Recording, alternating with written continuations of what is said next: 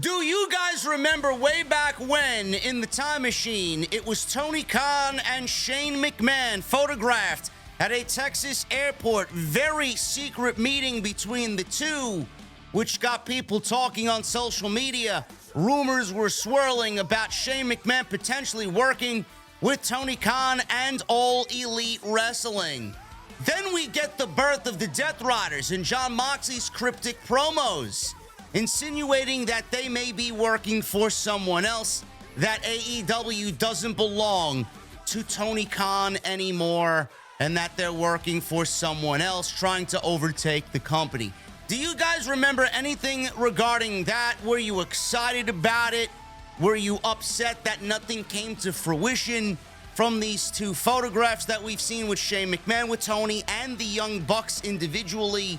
I got the latest on what happened there, where it all went wrong, and why Shane McMahon did not come into AEW. Also, Tony Khan is supposedly very happy with the ratings that AEW Grand Slam Australia did on Saturday, February 15th from Brisbane, Australia. And I got a major update on the WWE Hall of Fame. Is WWE thinking about changing the way that they do the Hall of Fame this year in Las Vegas for WrestleMania 41? All this and so much more on today's episode of Off the Script for Friday, February 21st, 2025. We'll start with this. The Rock. I know a lot of people want me to make a video. I know a lot of people want me to talk about The Rock. I'm letting you guys know right now, I am saving everything that I have in regards to The Rock, all my thoughts, all my opinions on The Rock, showing up on SmackDown tonight for later tonight on the official SmackDown stream. We'll be streaming on TikTok. We'll be streaming on YouTube, obviously. It's our main platform, X, Twitch. We will be live, and we will be talking about Dwayne Johnson and his appearance on tonight's SmackDown. You guys know, if you've been watching me, I have been one of the very few people that has remained hopeful that Dwayne Johnson would be at WrestleMania. Nothing makes sense without The Rock. He basically told everybody without telling everybody that he has to be here. He has to be a part of the Mania plans. Now, granted, SmackDown is in New Orleans tonight. And more than likely, he will be announcing that WrestleMania 42 will be in New Orleans next year. I mean, it's just going to happen. I mean, that's the reason why he's showing up tonight. But he did put out a Instagram post. If I could find it, I'll put it in the video here. He did put out an Instagram post, not only insinuating that he will be bringing a great surprise to the city of New Orleans, big gift to the city of New Orleans, but I feel with what he said in this post, he says he's going to beat someone's ass and bring The Rock's gospel.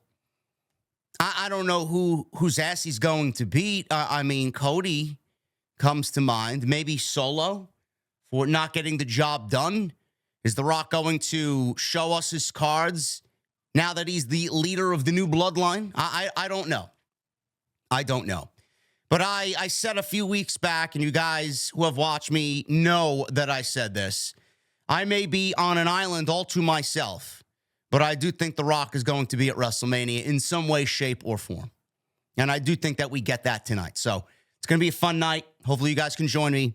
And SmackDown is shaping up to be quite the big one on the road to WrestleMania. Finally, some excitement on the road to WrestleMania. Unfortunately, it does have to come in the way of The Rock. So we will definitely talk about that tonight on SmackDown. I hope to see you guys there on the live stream. Today's news. Let's start with the Hall of Fame, being that we are on the WrestleMania topic. Hall of Fame. Major change has been discussed for the WWE Hall of Fame. Triple H will headline the class of 2025. Michelle McCool is the only other name announced. We talked about that on Off the Script last week. We talked about it on Tuesday Night Titans with the Solid Monster on Tuesday. Demolition is another name rumored. Axe and Smash of Demolition. They are also rumored for the WWE Hall of Fame. And they just signed a Legends deal with the company, which is further pushing the narrative that they will be inducted into the WWE Hall of Fame. WrestleVotes reported this week that the company is considering making a change to the 2025 Hall of Fame ceremony, as some say they don't like its recent format of airing after SmackDown. WrestleVotes says, and I quote, "After speaking with sources, we've heard varying speculation about when and where the 2025 Hall of Fame ceremony will take place. Some within the company strongly dislike the recent format of the ceremony following SmackDown. We're told WWE is considering a change with no mention of the time or place in any WrestleMania promotional material so far." Now, it will be available for streaming on Peacock in the United States and on Netflix in most international markets.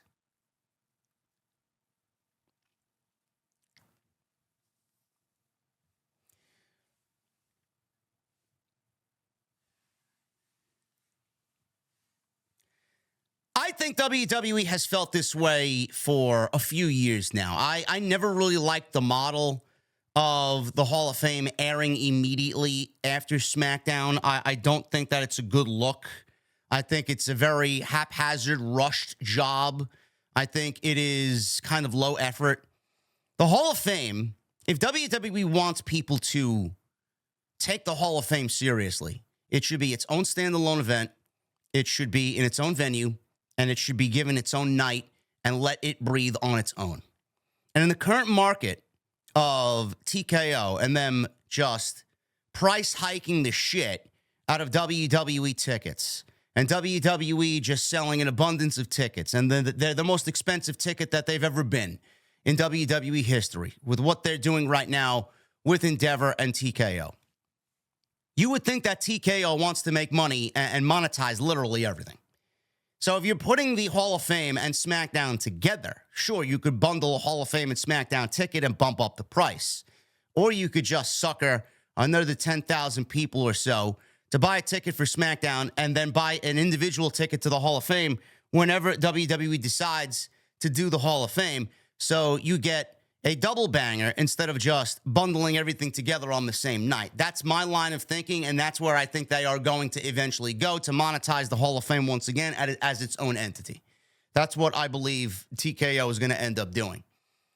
In the midst of SmackDown now being 3 hours, it's no longer 2 hours. You get 2 hours SmackDown on the USA Network or Fox, and then you shift over to Peacock, and it's another hour and a half or another 2 hours of the WWE Hall of Fame on Peacock, which is a long night in itself. It's 4 hours. But now you're looking at a 3-hour SmackDown. You're looking at a 2-hour Hall of Fame. That's 5 hours. That's more time and just more hours that you have to be in the building for the talent, for the fans. The talent even more so because they're there at the call time of whenever the call time is. It's going to be an all-day affair. You're not going to be out of there at a normal hour. It's going to be 1 o'clock, 1:30 in the morning, and then there's after parties. I mean, it's a huge weekend. It's a lot to ask of somebody. I genuinely think that with the 5 hours now potentially looming over WWE, the 3-hour SmackDown and the 2-hour Hall of Fame, that WWE is in the mindset of like, I don't want to do this. 3 hours on one night and then another 2 hours on another night. I don't know why we can't get the Hall of Fame to happen on a Thursday somewhere. So Thursday, Friday, SmackDown. Saturday, we have Stand and Deliver. Then WrestleMania Night 1. Sunday, WrestleMania Night 2. And then Monday, the Raw after Mania. It's literally all week. WWE is going to take the city over anyway, so why not just add an extra day for the Hall of Fame? A lot of people don't really want to see the wrestling. That SmackDown usually is a nothing burger show. So why not just do the Hall of Fame in its own venue, on its own night, have people come to cherish the moments and the memories and talk about the moments and the memories and just pay homage and respect to everybody going into the Hall of Fame without worrying about anything else. It gives the fans a nice, easy night to just have fun and let loose. It gives the roster a nice, easy night to have fun and let loose and party afterwards and celebrate all the great that comes along with the night and WrestleMania weekend. I think moving it to a venue all to itself is the right move to make. And I hope that that move is made this year, and I hope that they stick to that moving forward for WrestleMania season. So a major change is being discussed. They are currently looking for venues right now. And hopefully that is the case for this year's Hall of Fame. What happened to Tony Khan and Shane McMahon? I, for one, have said, I've talked about this on my own. I said this with Solid Monster on Tuesday night. He did not agree with me, which is fine. I do think that Shane McMahon coming on into AEW would have been a great thing. Yes, it would have been eye-opening. Yes, it would have gone against everything that they've done as far as the mission statement. But you look at the current landscape of AEW, every single metric in the company is down. Every single metric. From interest to ratings to social media views to podcasts and everybody talking about it. The only thing that right now is I would say the most entertaining aspect of anything is shitting on all the mistakes that AEW makes. People love to see people shit on AEW. People love to listen to people shit on AEW. People are attracted to negativity. Everybody knows that. Everybody knows that. When a bad AEW show happens, people rush to see what people say about the bad shows in hopes of sharing that same sentimental feeling and listen to people who know what they're talking about give constructive criticism. When it's a good show and things good happen, nobody wants to hear that. It's just the way of the world. It's the way our world operates. It cannot get any worse for AEW. Now, granted, they've produced okay television, but I'm going to need 3-4 months of consistent great television to say AEW is turning things around, man. The ship is being righted. Tony Khan's got the company on the right track. Let's get into it. 4 or 5 good shows in a row, a string of 2 weeks is not going to change my mind and say, hey, man, the feeling is restored. No, it's not. It doesn't work that way. Only for the sickos it works that way. That's why they're coined sickos. They don't know any better. Can't get any worse. Tony doesn't know what the fuck he's doing. Tony has good weeks. Tony has bad weeks. Mostly bad weeks. He's got some good weeks. But it can't get any worse. The creative can't get any worse. Shane coming on in would have been the notoriety that they were looking for. Shane coming on in would have been the interest that they don't have right now. Unpredictability would have been with Shane McMahon. I would have liked to see it. Whether he runs the show or simply an on-air personality, I would love to see Shane McMahon on the show and give it some cohesiveness, give it a nice WWE feel, where right now it's just fucking wrestling, and very little story thrown in there. There's story, most of it just isn't good. Yesterday afternoon, I had the pleasure of sitting in with Jonathan Coachman. Coach reached out to me. I filled in for Vince Russo on Behind the Turnbuckle, his podcast on Thursdays, and he mentioned something about Shane McMahon and AEW. I want to thank Coach for the time. I had a great time. It was a great discussion. He's very easy to talk to. He's smart, and it's probably not going to be the last I'm going to work with Jonathan Coachman. Coach said something, not because he wanted to break a story, but because we were having genuine good discussion. He's concerned about AEW, where they're going. He doesn't like where they're going. He knows that there is problems, and he's addressing those problems. He asked me my thoughts. I address the problems, which you guys know I do every single Wednesday. He brought up Shane McMahon and asked me if I thought Shane McMahon would be a good fit on AEW television. Yes, I do. Yes, I do. If it's not, at least it gives them the interest that they need. Fine. But then there's pros and cons to that. Sickos, they don't want anything regarding WWE on their show. So you'd be moving away from the mission statement. A lot of fans might be turned off by that because they started out as something. They started out as the alternative. And now you're bringing in a McMahon when this company was created to get away from the McMahons and everything that they were doing. Fine. There are pros and cons to this, but I think right now the company needs to be run with a business mindset in mind and not, hey, man, how do I make the fucking 12 people on social media, rant and rave about 5-star matches? No, it's not the way to run a business. That's not running a business. That's running a fucking e-fed in real life with real-life action figures, and that's what Tony Khan is doing. Coach said this not to break a story, but it was just to spark good, engaging conversation. My guy Andrew Baydala mentioned something on Twitter last night. Sean Ross Sapp ran with it and scurried to his sources and threw it out there. And He ran with it and made it all about Fightful and made it all about himself. And it was never meant to blow up or never meant to be a story that was being broke on yesterday's show. It was just a good discussion. So now we got some insight into what happened with Shane McMahon and Tony Khan. Coach said he had details about the meeting. Fightful and Wrestle Talk talked about this last summer. Shane McMahon and Tony Khan met in Texas. No follow-up, no plan came out of that meeting. Andrew Baydala, this according to Fightful Select, appropriately summarized this on X, saying, today on the Coach and Bro Show, Coach stated that Shane McMahon during the meeting that he asked for Tony Khan to give him equity in the company. Shane asked for equity in AEW. Shane wanted to come in and run the entire show. Jonathan Coachman then stated Tony ghosted Shane McMahon after this demand was denied.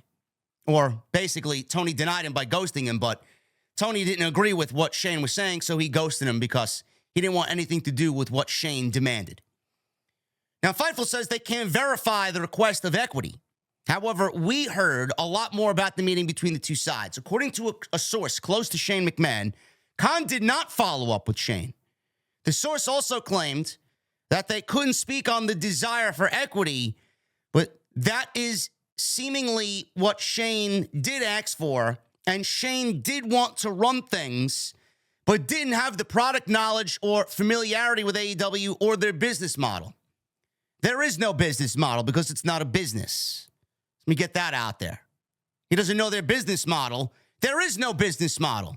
If Shane was going to come on in, he would create a business model.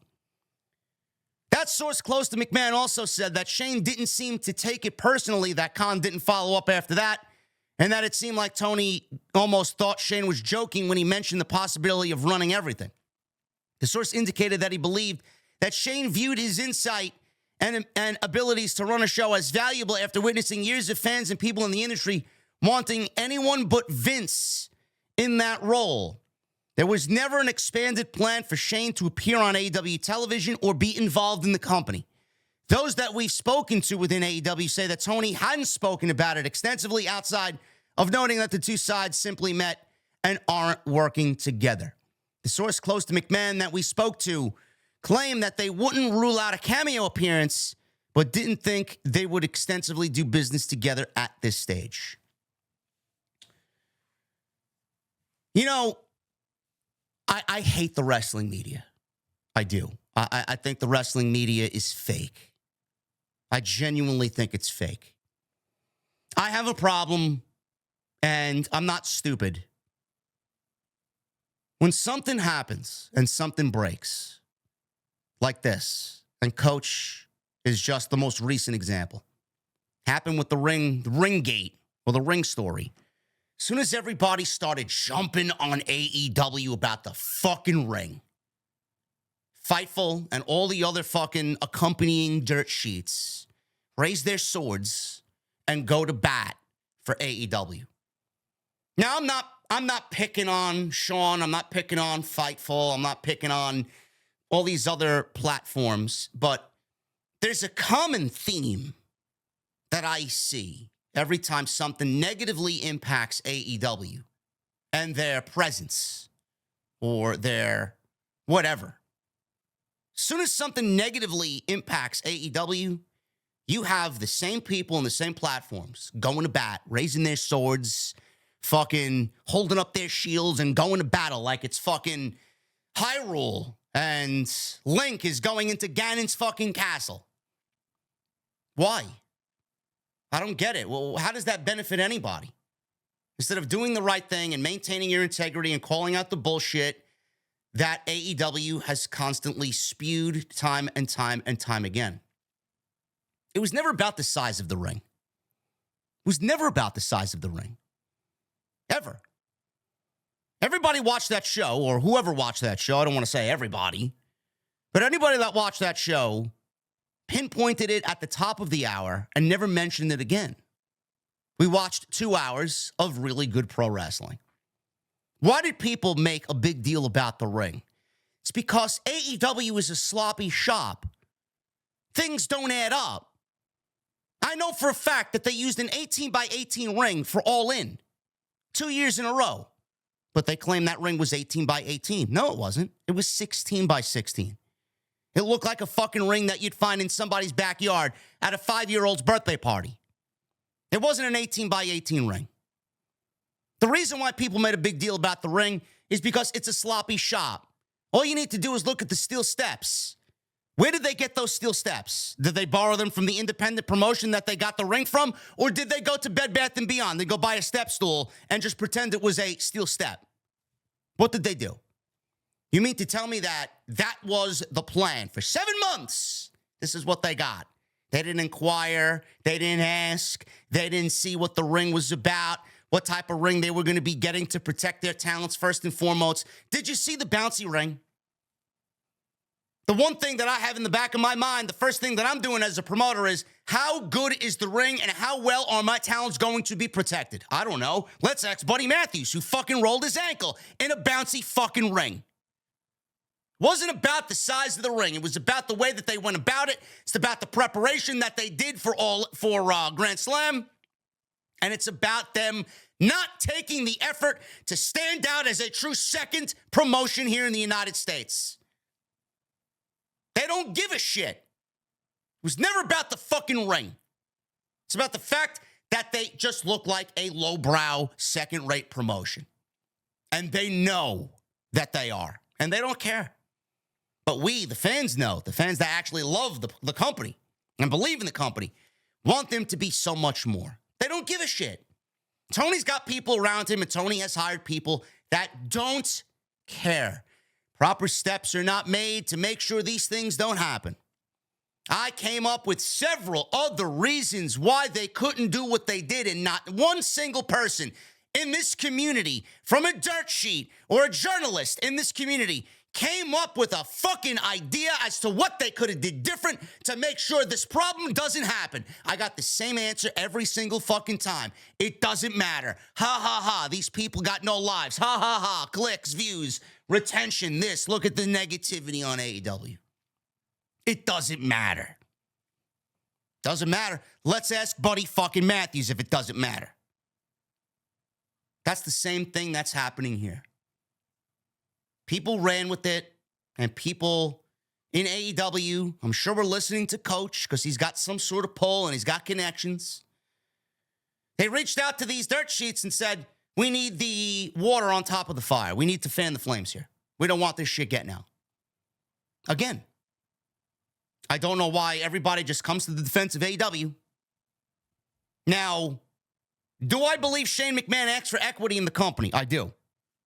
Do I think Shane McMahon asked to have a big part in what happens on television? I do. I'm going to play both sides of the field here. Good on Tony Khan for listening to Shane. First of all, if you don't think that there was a plan for this man to come on in, that was the whole reason for the meeting. The meeting happened because there was a plan and an idea and a vision. You don't meet with someone like Shane McMahon, of all fucking people, in Texas, behind closed doors in a secret meeting, and there's nothing coming out of that. You had a vision, you had an idea, and you talked about it. Did it go anywhere? No, it didn't. But there was something that sparked that meeting to happen in the first place, and a vision that was talked about there. So that's bullshit. Number one, the meeting happened because there was a reason the meeting happened. Meetings like that don't happen for no reason. Secondly, they wanted the video and the picture out there. That's it. They wanted the picture out there. Whether it was to gauge people's interest or because they had nothing going on at the time and they needed something to spark some discussion regarding AEW. But they wanted whatever was photographed, they wanted that out there. And then the Young Bucks picture where they photographed with Shane McMahon at an airport, they wanted that out there too. They knew what they were doing. More than likely, they were weighing the pros and cons. Tony's got like 16 fucking burners on social media. He's on every platform. He's in every fucking Reddit thread that regards pro wrestling. So he's everywhere. He's got eyes and ears everywhere. What are the pros and cons? Weighing out the options. They probably didn't go with it, not only because Shane's demands were too much, But a lot of the fan base didn't want a McMahon doing anything on AEW television because it would be so far from the mission statement that they originally set out with that it would make AEW unrecognizable. We came over to AEW and we love AEW and we support AEW because it's not a McMahon territory. It was supposed to be everything against what the McMahons were doing. And now you're going to bring in a McMahon and do everything that we hated on AEW television? Now, that's unfair to say because we don't know what Shane was going to do. We also don't have any concrete evidence about how good Shane McMahon's vision is and how good of a creative mind Shane McMahon really is. There's no proof of that. We don't know what he was a part of and what he wasn't a part of. But he's a McMahon. He knows how to run a business. He's got a great business mind. So the fact that he's not working with AEW in that sense means that Tony is scared. Tony cannot relinquish power.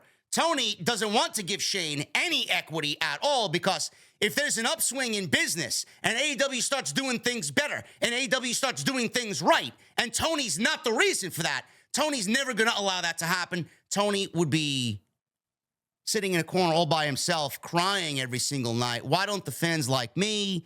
Why don't they appreciate me? This is my thing. If Shane comes in and does anything that generates business for AEW, it's all going to be because of Shane McMahon. It's not going to be because of Tony Khan.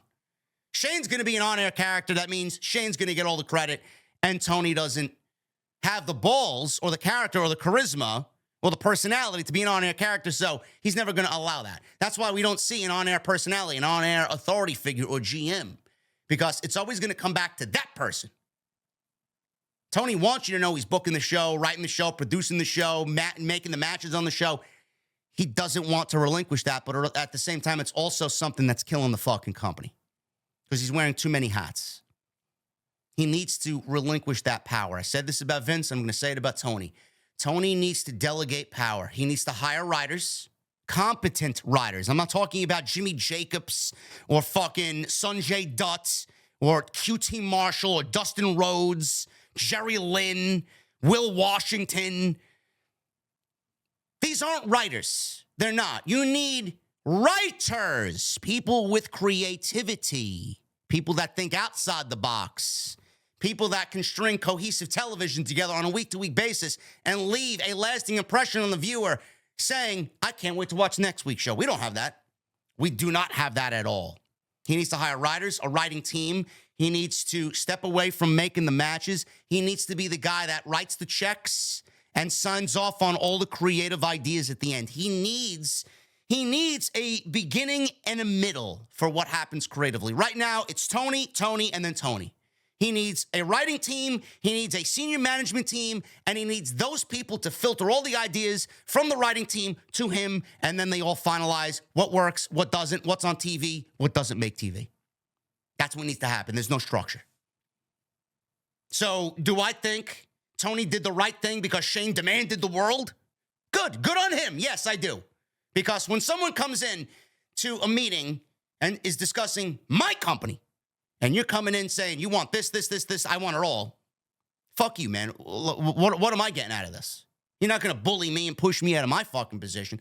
But at the same time, Tony is so stuck in his ways that he listened to Shane and took nothing from that and did not go back to talk to Shane, couldn't find a spot for Shane, had nothing that Shane said resonate with him, took nothing away from that meeting to a point where he is so stuck in his ways and so egotistical and so power hungry that he ghosted Shane McMahon and found nothing of value in the discussion that they had.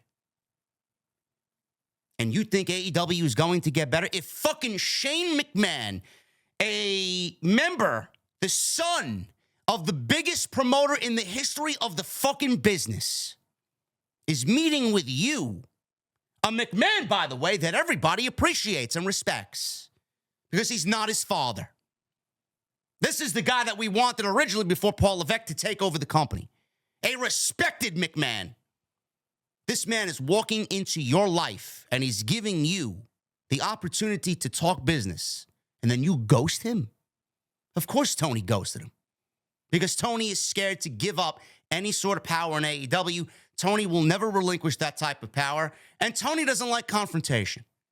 every instance that we've seen, from backstage drama to Brawl Out to CM Punk and everything else that happened, Adam Page and Andrade Sammy Guevara, Eddie Kingston, Tony does nothing to stop anything. He's there somewhere, and he delegates all this other shit to everybody else to put a stop to it. Meanwhile, the leadership at the top is the reason why the company is the way that it is.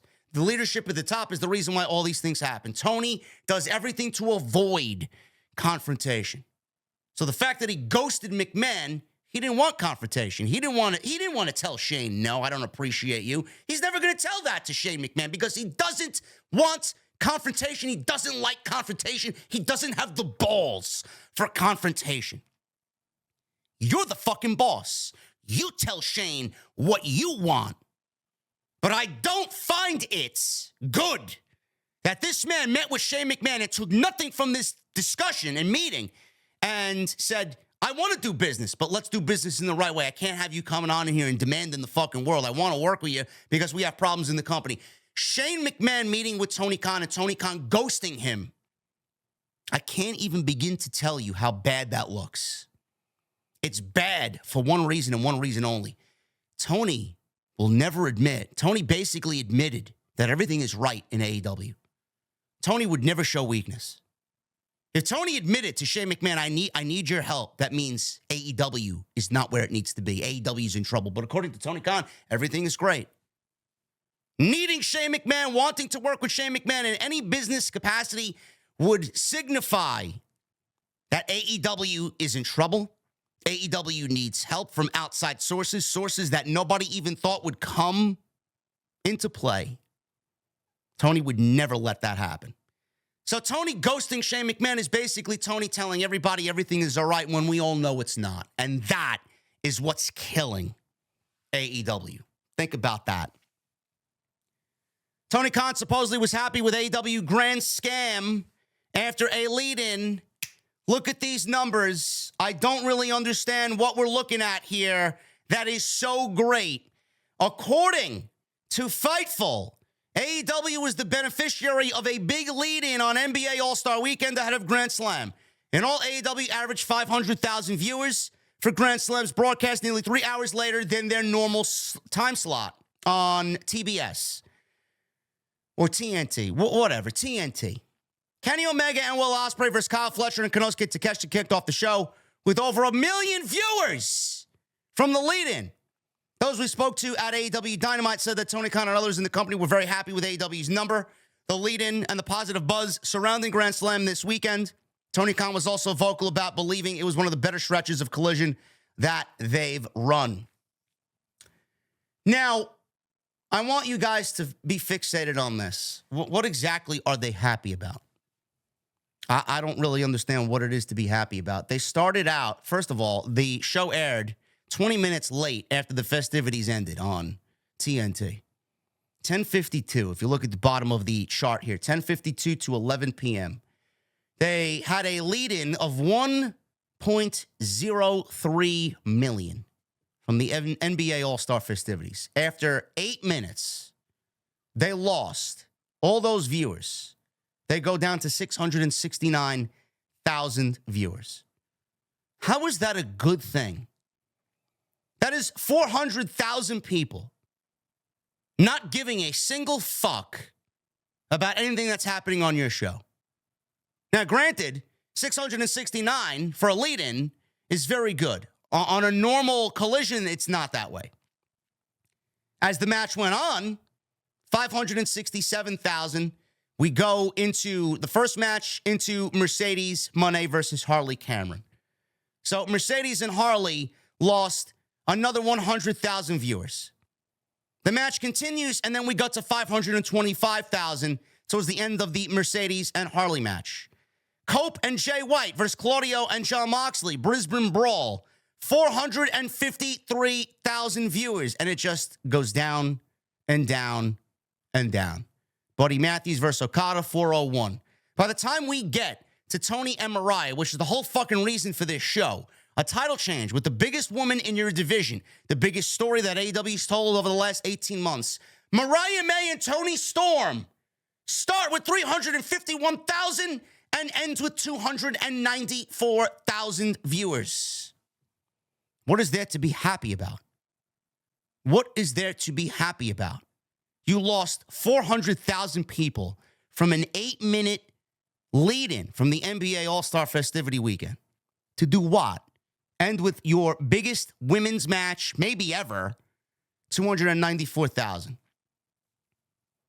How is this different from any other AEW show? Oh, but AEW's got a great string of momentum. Sure they do. Collision's been better. Dynamite's been better. This past Dynamite was not better than the last 2 weeks, but it's all right. Watchable program. Nothing too exciting, nothing to jump over the moon about. But as far as what we're looking at here on this chart, I don't really see what's so great about this, especially if the lead-in from the 1.03 into the tag team match that opened Grand Slam, you would think that they've retained some viewers. They caught on. They got some new eyes and some new ears to the product. Come to Dynamite, they drew the third lowest rating in the history of AEW Dynamite over 5 years on Wednesday. So exactly how is this great?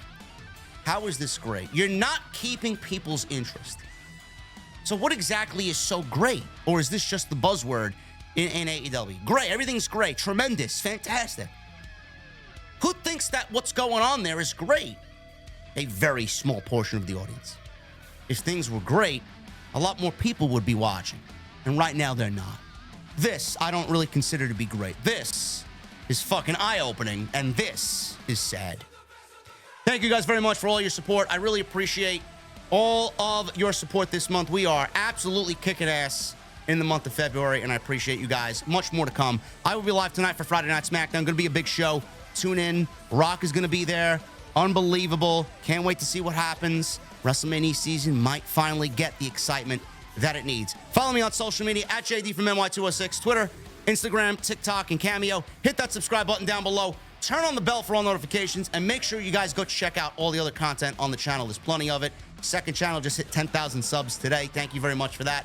And please, on your way out, hit that thumbs up and leave a comment down below. Everything you do as far as thumbs up and comments helps us out in the algorithm. Once again, guys, I'll see you tonight live right here for the SmackDown post on Off the Script. I'll see you guys later.